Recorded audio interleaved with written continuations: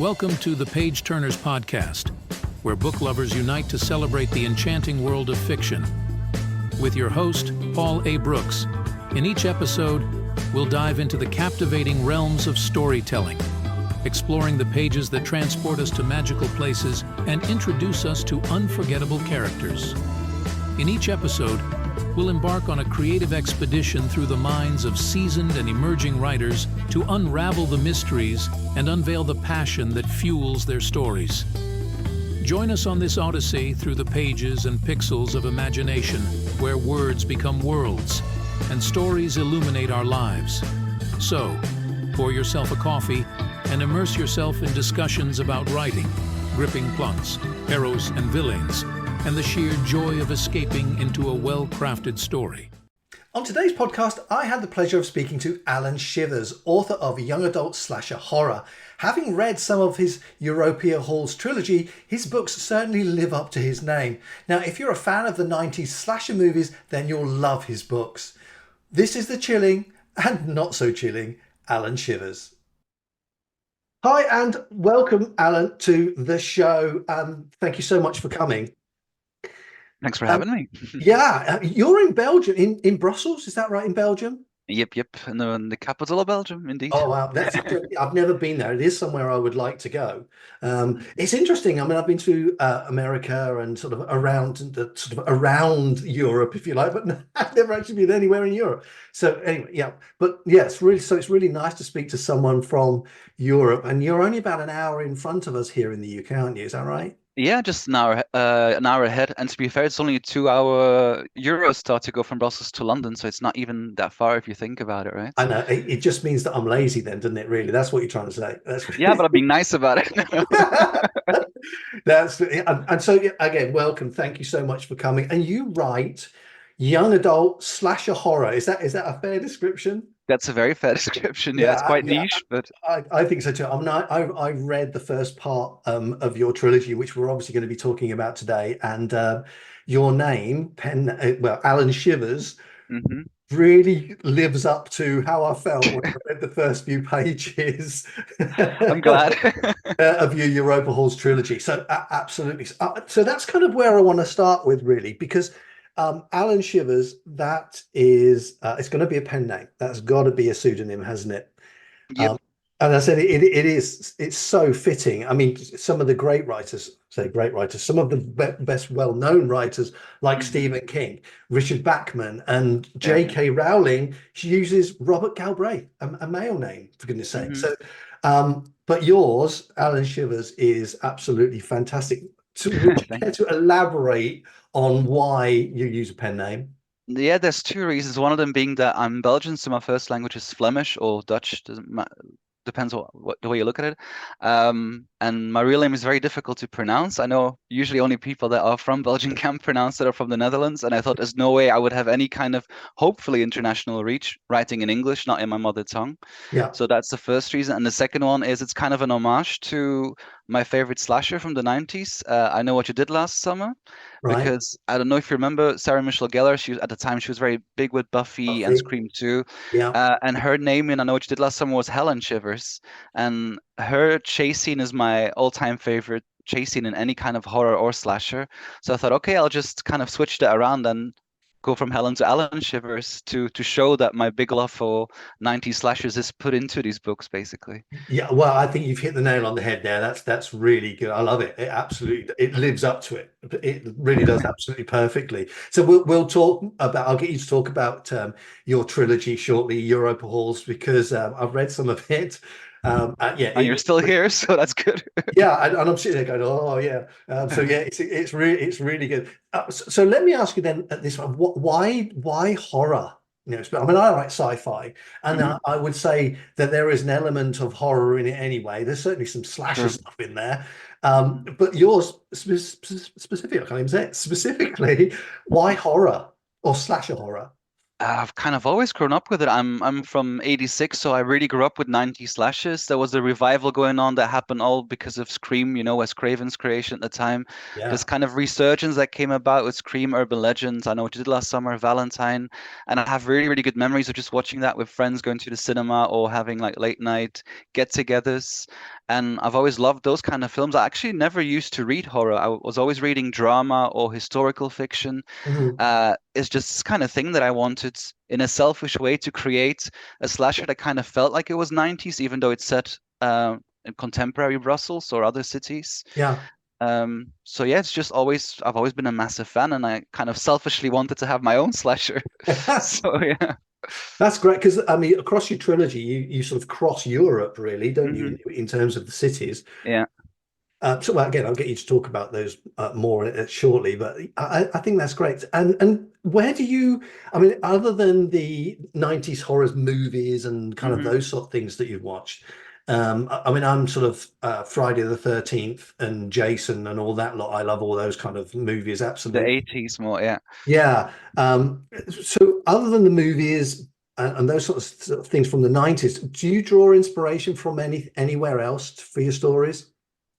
Well, I started reading quite a lot of slashes the moment that I started writing my own, just to kind of see, okay, how do people go about it? Because it's a niche genre that is quite visual if you think about it. There's Yeah. the jump scares, there's the music, the tense music that builds up a certain atmosphere. You Yeah. don't have any of that when you're writing. So I was doubting, like, how do you actually do that? So I started reading a couple of other ones, like Adam Cesar's. He's got Clown in the Cornfields, which is also YA slasher, and that's turned into a movie as we speak at the moment. So I'm quite curious to watch that. Then Sarah Jules, she's got a really good slasher out, Don't Lie. Emerald O'Brien, she's got like an entire series out called Bleed. So I started kind of maybe not inspiration as to I didn't want to copy paste them, but I did want to have a bit of a sense of, okay, how do you build up tension through writing and not through music or through visuals? Mm. And yeah, I did take some mental notes by reading those books. Yeah, I think we all do. I mean, I spoke to Sarah, Hmm. Sarah Jules, on another podcast. So yeah, I know exactly what you're talking about. The sort She's of my stuff. buddy. Yeah. Yeah. She's lovely. Yeah, she's lovely. Yeah. So yeah, I mean, we always draw kind of inspiration, I think, from other writers, particularly. And your genre, as you said, is very visual. Hmm. So I would imagine, you kind of got to write in a way that creates the theatre in your reader's mind, so they can, Hmm. because it's more of a, it's not just the words, but it's that emotional experience that you Yeah. want them to feel the fear, if you like, Yeah, absolutely. Yeah. and make them shiver. So, did you find that Good hard? pun. Yeah, I know. I thought so too. So let me write that down.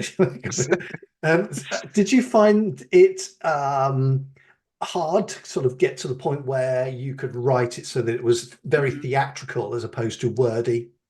Yeah, I think mostly the chase scenes and actual kill scenes were very hard to write. I think dialogues and descriptive writing is not easy, but it flows a lot more easily because I have experience with that in the past. But then Mhm. these particular scenes, I think the main thing for me was drawing in the senses that really helped. Yeah, As in, she tastes the metallic, the metallicness of the blood, or there's this leathery glove that you're smelling that, evokes another kind of fear, another kind of sense, or triggers something. yeah, So I yeah, think using the senses was the main one for me that helps to create those kind of scenes. And I write through first person POV, yeah. which is not done that much within the genre. A lot of times it's third person, sorry, like omniscient narratives. So I really wanted people to feel the fear that these young girls, these teenagers are feeling, even all the way through their death, which a lot of times doesn't really happen in books. So you're really following them up to their final moment, which hopefully helps the reader to be kind of, I don't know, experiencing it through them. That's I the think idea, at you're least. right. Actually, writing in first person like you've done, I think it really does because you are kind of, you sort of absorb into that Hmm. character as well, and I think it makes it easier for the reader. Well, for me, when I read it, to experience more of what's going on. For Hmm. example, Yeah. um, with Alzbeta, is it? She's the first chapter in the first book. Is it? Algebeta. Yeah, yeah. Czech lady. Yeah. Yeah, absolutely, Czech lady. When we'll talk a little bit more about her shortly, but yeah, I kind of really felt um, how she was feeling at the beginning because of the way that you'd written it in first person. I think that was really good. So when you're writing it, I mean, I ask everybody this. So when you're writing your stories, do you have a kind of a writing routine? So are you a plotter like Sarah, or are you a pantser, A a bit like pant. me? I think I'm wavering in between Yeah, a bit.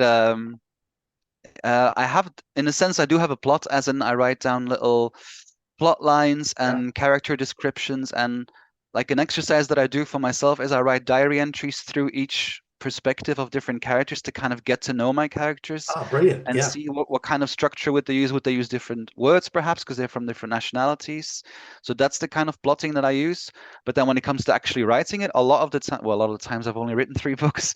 Uh, the stories do kind of change as I go along. Not the main ones, but certain dialogues perhaps, or certain even death scenes that I've changed, or even originally the killer reveals have changed as I was writing it, going, hold on, but this might be a little bit too obvious. I don't think this has been done very much. So then you switch it as you go along, like Yeah, you do, I suppose. yeah. I was going to ask you when you were writing the kill scenes, if you like, Hmm. did they change very much? I mean, depending on how many drafts you went through, did they change as you went through? They did. All of them, actually, all the kill scenes that either they became a bit more extensive or extended, a bit more gory, perhaps, Yeah. or I was just trying to utilize the city as a protagonist, not in the first as much because you're kind of creating this world that people are getting to know, but Mm. more so in book 2 and 3, using Budapest and using Brussels as a protagonist and using these main big tourist spots that people know and then turning that into like a macabre setting instead of a ooh touristy scene. Yeah, absolutely. I think that's a great idea as well. It gives people a completely different feel of these cities that are, Hmm. you know, wonderful, I'm sure. So, but yeah, I think that's a great idea. Really good. So there, so you know, th there is a certain amount of weirdness going on in your mind then as you're writing this stuff. And Thanks. yeah, I think that's fair to say for all of us, really. I mean, really, with sci-fi and things like that, you've got to have a Hmm. kind of a level of weirdness going on. So, on a scale of 1 to 10, how weird are you? I prefer the terminology quirky, thank you. Okay, okay. Quirky's good. Quirky's good. I think I 12 think out of 10 with quirkiness. And maybe weird, yeah, 10, but I like weird. Normal's boring. yeah, How yeah. how far do you get in life if you're boring and standard, right? So, Absolutely right. Absolutely. I couldn't agree more. No, I think that's good because I think it allows that creativity to flow as well. If you've hmm got that kind of mentality of, you know, all right, where's this story going and what's this character going to do? Because as you said, you get to know your characters. You hmm know, you've written them out and you know who they are. yeah. They very much kind of steer the dialogue for you and the direction that almost, if you like, they want to go in as opposed to where you want to take them. hmm Yeah, that happened even again with kill scenes, as in there was a certain character that I really didn't want to say goodbye to, but it just drove the narrative in a way Yeah, that there yeah. would be way more drama or way more emotional impact that way. Because well, a lot of the readers have reached out saying, "How dare you kill that one off? That was my favorite. That was Yeah, my favorite." But I was like, yeah, okay, people won't see this one coming probably, so it will create an extra sense of, well, really no one's safe in this case, that kind of yeah, feeling. So yeah. yeah. Did you find it difficult to let characters go in terms of Yeah. their deaths? For one of them, I remember writing that kill scene and I was like, oof, I need a cigarette. So Yeah, I yeah, went to my balcony, had a little bit of cigarette, had an espresso, took a little moment, went on a little walk, and then I continued writing. But yeah, I guess it's because you create these characters in your head. There's always subconsciously or consciously a part of that character that's part of you, right? Or maybe it represents a friend or an ex or a family member, and then seeing that person go is a bit like, oof, there's a bit of a tiny bit of mourning going on, yeah. yeah. Absolutely. Yeah. Again, I couldn't agree more. I find that sometimes, you know, if you've got a character that you've sort of nurtured all the way through, and then you cut them off, you Hmm. know, you, as you said, you've got to go out and have a cigarette because the Yeah. emotion from the writer yourself, it's just like, oh wow, is that really what's going to happen? But the good thing about that is, of course, your reader's going to experience the same thing. Um, Right. Yeah. and, Or you would hope, right? Hmm. yeah, yeah, absolutely. And of course, that's what you want. You want your readers to be invested in your characters. Hmm. And I think, you know, I certainly became invested in the first couple of characters immediately in your Europa Hall series. So let's talk a little bit about that now, because I mean, as I said, I read the first part of it, and honestly, it kind of did give me the shivers. So it's Well, I'm certainly glad. living up to the name. Yeah, I know it sounds a little bit cliche, but it really did. As better, I really felt it was that classic, when you watch a film, right, and you think, right, this, don't look behind you. The killer's behind you. Don't look behind Just you. keep going. You know the rules. Yeah, yeah. And the frustration of the ability for her to escape from where she was. She couldn't get away because she dropped the keys when she was picking up the remote for the TV. It's like, oh, Mm, come on. So you feel, as a reader, you feel that frustration. And then, the killer behind, it's really good. I'm going to kind of hand it over to you a little bit, mhm, really, with Europa Halls. So start with, so you've got Europa Halls, which is the first one. mhm. And then you've got Europa Halls 1, and that's set in a different city, isn't it? The second one is in Budapest. In Yeah. Budapest, yeah. Yeah. And then the third one Excuse me. comes to Brussels. Yeah, that one starts off in Budapest and Spain and Yeah, then ends up in Brussels, kind of going full circle. Yeah. nice. That's good. So I'll hand it over to you if you wouldn't mind giving us a little bit more details without spoiling and Tricky. the Yeah. deaths in it. Uh-huh. Or the killer. Yeah. Or Or the killer. killer, yeah. Start with the first one, Europa Halls, and then kind of go from there if you wouldn't mind. Yeah. I'll show those who are watching. This is the Yeah, there first we one. go. Oh, So that's this. I love the covers. We'll talk about those in a moment. Yeah, I Remind me love if these I two. don't, because I think they're brilliant. Yeah, they're great. Sorry, carry on. Yeah, no worries. So this is Europea Halls 1. Um, this one is kind of a big homage to 90s slasher. That's how it came about. It's about six girls from all over Europe who go to a prestigious boarding school in Brussels, which is Mm, my hometown. And I would say it's a bit of a mix of urban legend. I Know What You Did Last Summer, Scream, but then modernized in the way that there's queer representation, for example, that it's set in modern day times. A lot of twists and turns, different point of views. I mean, first person point of view, but from all six characters. So you get to yeah, know something about the different culture of each girl, where they come from, the way that they link their dynamics. An important thing for me as well here was that I didn't want the typical cliche of a blonde girl has sex and she dies, to put it bluntly. I yeah, wanted people to actually care about the characters and see that they're friends and that there's no backstabbing, no pun intended, mm, happening, but they actually work together and they want to get through it together. And it was important to me to show strong female characters without the typical male perspective as a male author of going, oh, they're doing this. I'm sure they'll do something dumb and they'll get killed off. I wanted to care about my characters yeah, and to make sure that comes through, hopefully. yeah. I like So the that's way that. Sorry to interrupt, but I like the way that you've kind of pulled the girls together with the name of the group chat. Mhm. Which I think that was really good because there's an acronym for all of the girls' names, isn't it? Yeah, Miola, Yeah, exactly. Yeah. yeah, I think that's really good. So you kind of already start to get drawn into what's going on as well. So that's really good. Sorry, carry on. I just Yeah, want. no worries, no worries. Yeah, and of course, something about the acronym is important, but I don't want to give away too much. It is tricky to talk about it Yeah, sometimes. yeah, sure, yeah. Then whoever makes it out alive in the first one, this is Europea Halls 2, A Summer in Budapest. This is actually my other hometown. All the cities that are mentioned in the trilogy is I've lived in different cities around Europe, and I Oh, also used to live in Budapest in the past. hmm. And this is my absolute favorite city in the world, so I really wanted to show my love of Budapest in the sequel. Yeah, So whoever made it alive in the first one, they go on a summer trip to Budapest, kind of a way of getting over or trying to work through trauma. The focus is really, it's a bit deeper than the first one because I wanted there to be more focus on mental health representation. mhm, A lot of the times with slashers, it's just a lot of slashing, and then that's kind of it. There's a final girl, but in this one, I really wanted to show the effect of what happens if you lose your best friends. How do you cope? What kind of therapy do you go through? yeah, And making you really care about this character. So because of that, of course, the kills hopefully have way more impact in the second one because some people have lived through a lot to get to where they are. yeah, Yes, so that's the second one, European Halls 2, and then the third one will be is released the 1st of May, so 2 days ago, right? yeah, And that one, the hardcover I don't have yet. It's it'll come here soon probably. yeah, And that one's kind of the concluding chapter of whoever did or didn't make it out alive. They have to go back to the boarding school, full circle. That one focuses more intergenerational trauma and also the effect it has on parents and family members. Because again, I thought in slashers it doesn't happen very often that you see the parents having a significant role all right. other than just hey, this is the mom or this is the dad, or so I wanted them to have a say in the final part too, so that each part of the trilogy, they're all very much slashers, but they have a different vibe to them, and it Yeah. kind of so it's not just copy pastes. That's the idea behind it. That's bad. So do you have a favorite character that you've written, even if you may have killed her off? Yeah, and actually from the first book I can show. By the way, that's why there's no like faces on the second one because I didn't want to show who did or didn't make it out alive, even though I love Brilliant. them. Excellent. Really good. Yeah. Yeah, because I thought a bit of a spoiler, right?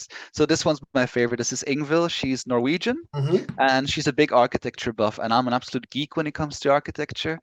Even where I live in an Art Nouveau apartment, and I'm big on all those like embellishments and things. And I used to actually live in Norway for a little bit when I was 16. So it's about also incorporating that culture and the city that she comes from. So Yeah. I think there's quite a lot of me in Ingvild. So she's my fave, yeah. Oh, that's really good. It is nice. I think we all have favorites as well. So yeah, that's nice. I like that. I was going to ask you something else, but then that would be a bit of a spoiler. But that's okay. So let's After talk the about. I don't recording. want to do that. Yeah. Let's talk a little bit about the covers. I really like. Can you hold them up side by side? I know Absolutely, you yeah. talked about the fact that you on the second book you haven't got the faces on there. So Mhm. did you design? Actually, I'm assuming your third one has a similar sort of design. Yeah, and the third one, it's just the killer, and then bits and pieces of shattered stained glass representing like the Gothic library in Europea Halls itself, Yeah, in the but first. no Yeah, characters, so that you don't know who's still in there. So yeah, that's really. So, did you design those yourself, or did you have a no, designer no, work with? I ain't that good, trust me. I worked with Matt Seth Barnes, and he's really known within the horror community. He's quite a big name. He, for example, he made covers for Nick Roberts, and one of his novels, The Exorcist's House, is at the moment in development to be turned into a film. And I saw him using a lot of different covers, and I have different covers too, the original ones that are still paperback. Wow. Um, they were a bit more minimalistic, but I thought, okay, I need something that's more apt to the vibe of slashers. Hmm. And I saw all these different covers, and I was like, I'm just gonna reach out to him, and he's pro within the horror genre. And I thought, oh, Yeah. he's probably gonna say no, but he was very enthusiastic because he'd never made a slasher trilogy cover or graphic design, so it was great working with him actually.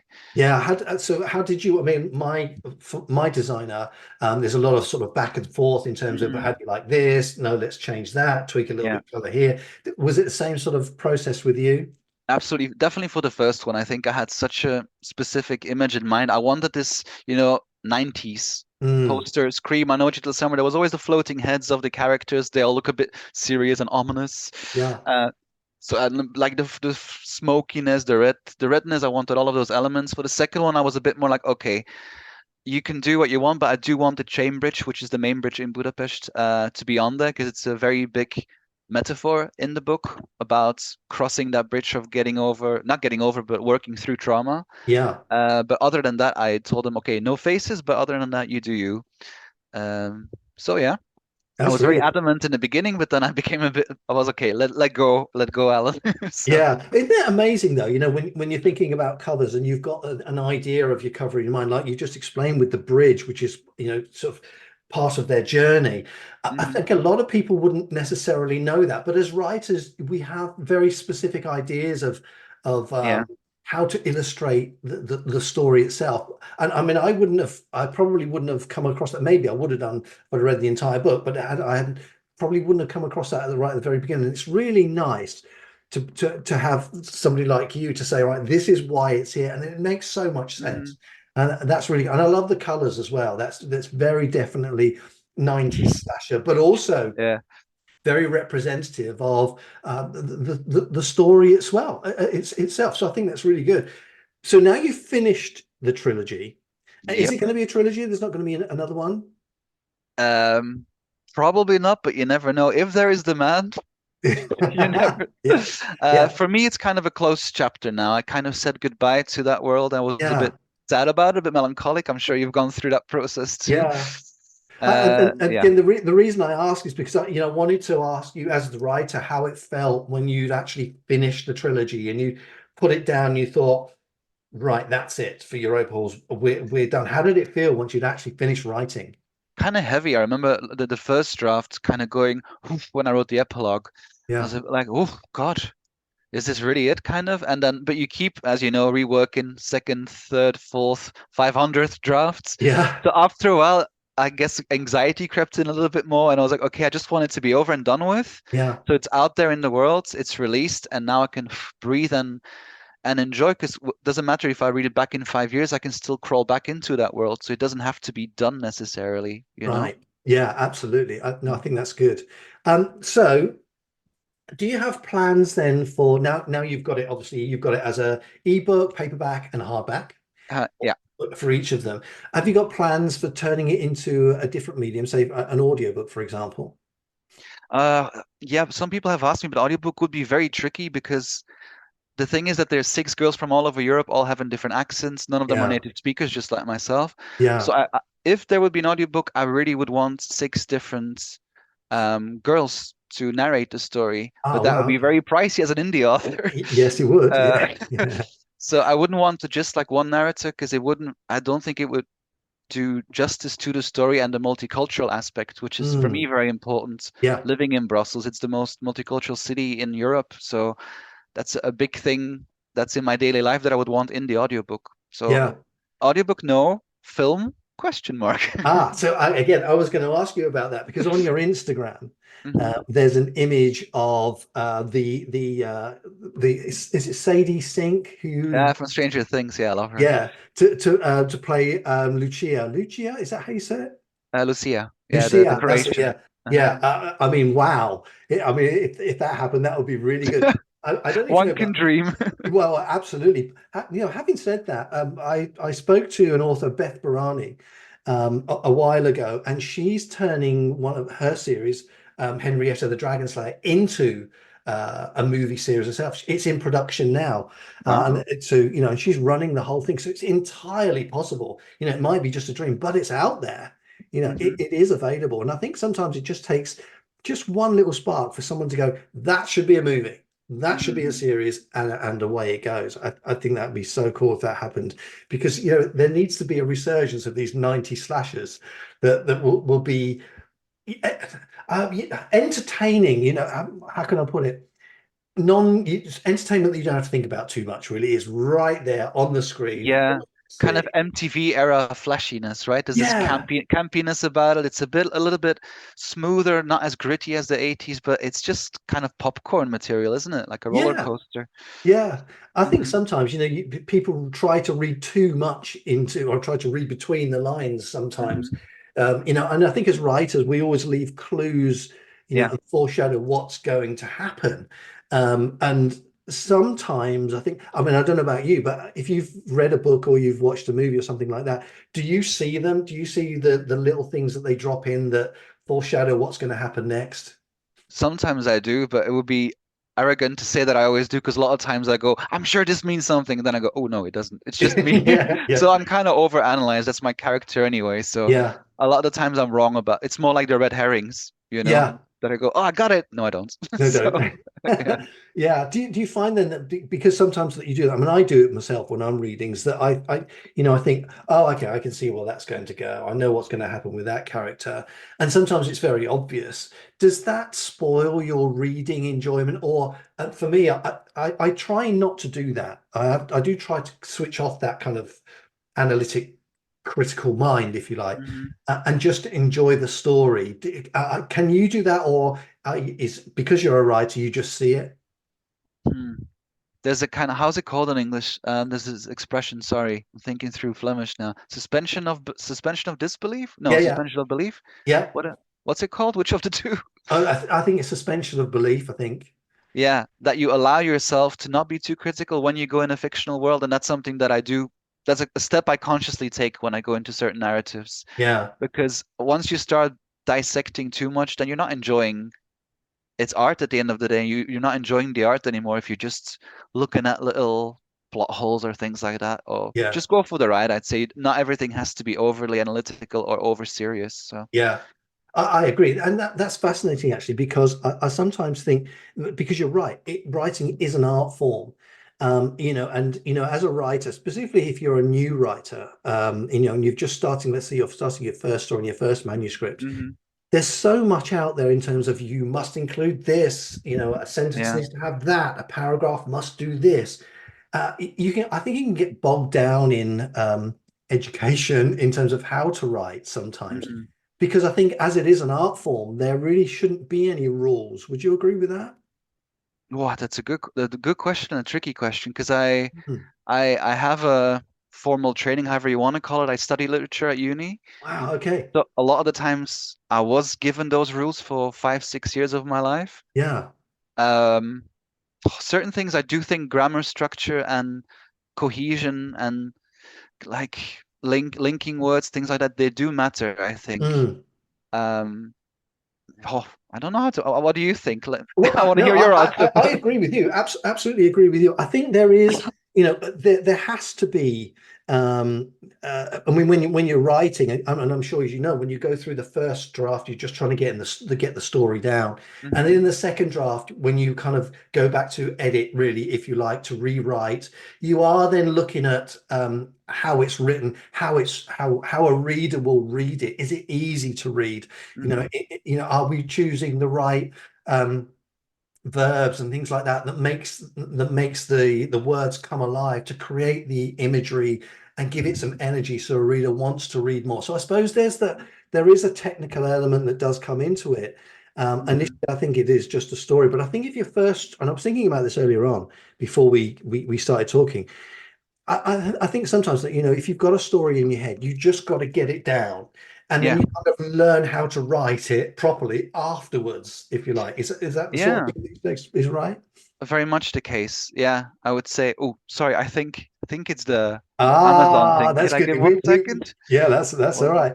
Yeah, Okay, I'll be right back. Is that okay? yeah, Sorry. absolutely. Of course it Okay, is. okay. Absolutely. 1 second. I'll just carry on talking. So we were saying earlier on before Alan and I actually came on that the last book in his series, Europa Halls 3, has just come out. And so he's just waiting for the delivery from Amazon of the first sort of books really to come out so we can actually see them. So I kind of said to him, right, well, if you do need to go and get them, that's absolutely fine. As long as when you come back, you do an unboxing. So this is great because this is going to be the first time that anyone has seen a real version of his book. So we'll kind of just wait for him to come back and get them. So it's kind of exciting because we know as writers, once you've got your book in hand. So this is mine. So when this book arrived, now this is the proof copy from Amazon. When this arrived, this was the first time that you as a writer you actually get to feel your work, your art really, and I can't describe the feeling of having it so that it is right there in front of you. It's really good. So I'm hoping that Alan, when he comes back, will do a bit of an unboxing for us so we can share in that moment. It is quite something. And if you are thinking about writing a book, as we were saying earlier on, while we're just waiting for Alan to come back, get the story down. Just write it. Don't worry about the writing conventions and the education and all that sort of stuff in terms of how to write a story and story arcs and character arcs, etc., etc. Just get the story down and then learn how to write it afterwards. Then you can kind of go out and get the education. There's plenty of it around. But I would say equally that when you are going through that process of educating yourself in terms of how to write it, there is a lot of information out there, as I said. What you really need to do is to find what works for you. That's the important thing, because then you'll be invested more in your story and you'll be thinking more about how you can clean it up in terms of using the proper conventions for getting the story out and revamping the story so that it is a book or a story, a short story or a novella or whatever it is, so that your reader can sit and would really want to know more about the story and of course get to know more about you as the author as well.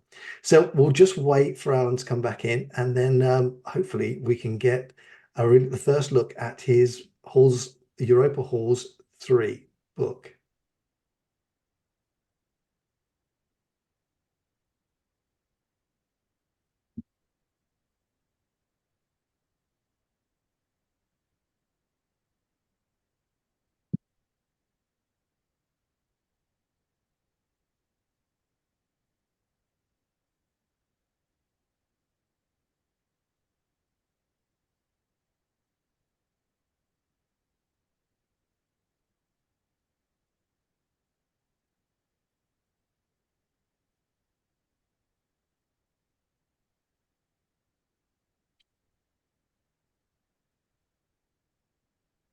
And here he comes. There it is.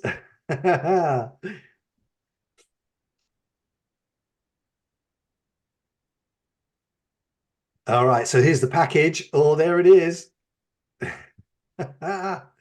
It's my doggy too following me. I'm so sorry about that. No, absolutely. Yeah, I was just saying to the folks before is to kind of, if they're writing the books, get the story down and then do the education afterwards, as we've just said. So, are you willing to open that so we can have a look? Ooh, I am. It's always a bit of a special moment, isn't it? Too. And Yeah, it's like it will be complete now, the trilogy. So I'm excited. I hope it doesn't look absolutely. like Absolute Truth, but we'll see. So basically, it's the hardcover and the paperback because they look a Nice. bit different. Um, let's see. Wow. Woohoo! Okay.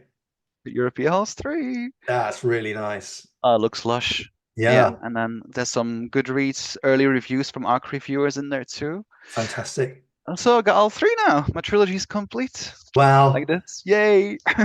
that's really good. So, Yeah. there's your evening read. Do you go back and read your story yourself? When you read it, do you think, "Oh, I can't believe I wrote that"?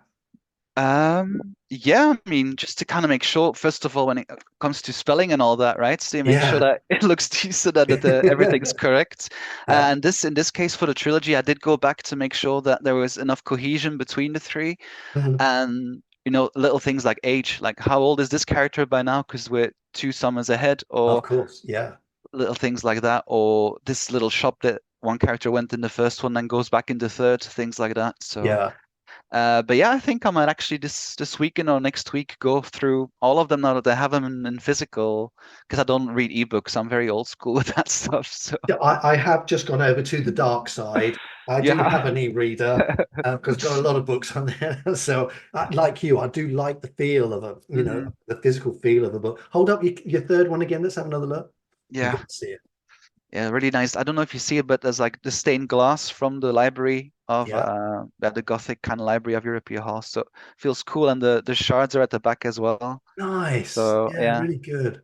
Oh, I love that. Yeah. So it continues across. Yeah, Yeah, that's no, really good. he's so good at what he does. Matt Seth Barnes. If you're a horror author, people work with this guy. Trust me. Yeah, yeah, absolutely. Well, I think it's absolutely that's beautiful. It's really nice. Now you've got all three together, you can have them on. That's My fantastic. babies. Yeah, Yeah. they're there. All right, so I won't keep you too much longer because No, no if worries. it was me, I would want to be getting stuck into the reading of them again. Which is great. So before you go, then before I let you go, what's next for you? What do you have another project in mind, or are you working on one now? I'm kind of mind mapping another one at the moment because this entire trilogy has been released in the space of just 8 months, so it was Wow. really got quite fast paced. Yeah. So I wanted to take my time a bit without giving myself a deadline. So I am working this summer. I'll start the writing process of another slasher, but a different feel, a different subgenre within the slasher world. But I don't want to give away too much because I kind of want it to be like a surprise release. Of So course. Yeah. Yeah. so yeah, but it'll be another slasher. That's And then fantastic. after that, I'll probably branch out a bit and stay within the horror genre or thriller genre for sure. Yeah. But I do want to try something else because I have actually just written a short story too for Books of Horror. So Okay. that's the biggest like horror community online. And they've asked me for Pride Month in June to write like a gay horror short story. Okay. So that's a bit of a paranormal psychological one that I've written for that. So that's Sounds very good. different and a lot more spicy than my my trilogy as well. That's really good. That's really good. So now you've got your trilogy. It's there and it's complete. Where can people buy them? Yeah, take a breath. You can. Come over to Brussels and buy it from me, people. Absolutely. Where can people buy them? Where are they available? They're globally over Amazon. They're free to read on Kindle Unlimited, Okay, good. and then the ebook, paperback, and hardcover are on Amazon as well. In the future, I'll probably will consider to go wide, but as this was my first trilogy, you know, Yeah. everything is new as an indie author, so I worked just with Amazon for now, but we'll Yeah, and see. it's easier with Amazon, isn't it? You can Hmm. just do the whole thing in one go, and there it is. That's great. Well, look, there'll be links to everything so people can connect with you and all of that sort of thing in the description of this video. But congratulations, well done. Thank you, thank you. I mean, really, you've got to hold it up again one more time. Let's have a last look before you go. I'll Uh, put all three. all three, there they There's the are. number one. 2, and And the third the one. fresh baby. Yes, Yeah. they do. It looks lush, doesn't it? I'm so It happy. really does. I'm It very really does chuffed. look good. As I say, congratulations. And it really Thank you. does live up to your pen name. It does give you the shivers. So I can kind of recommend them as well. So congratulations. Thank you so Thank you, much for Paul. coming. And please let me know once you've got some new work coming out and we'll talk again. That'll be, yeah. My goal is September or October for the next release. We'll see. We'll see That's if it's really good. manageable. Yeah. Yeah. Well, for now, Alan Shivers, thank you very much. Thank you very much for having me on, and thanks for those of you who are listening or watching. I appreciate it. You're Yeah. welcome. Bye for now. Bye. Thank you for joining us on another captivating episode of the Page Turnerz podcast. We hope you enjoyed delving into the pages with us, discovering new stories, and revisiting beloved classics. If you're as passionate about books as we are, don't forget to subscribe to our podcast and leave a review. Your feedback keeps us bringing you fascinating discussions, author interviews, and book recommendations.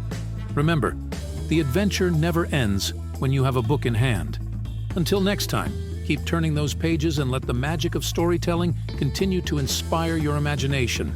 Happy reading.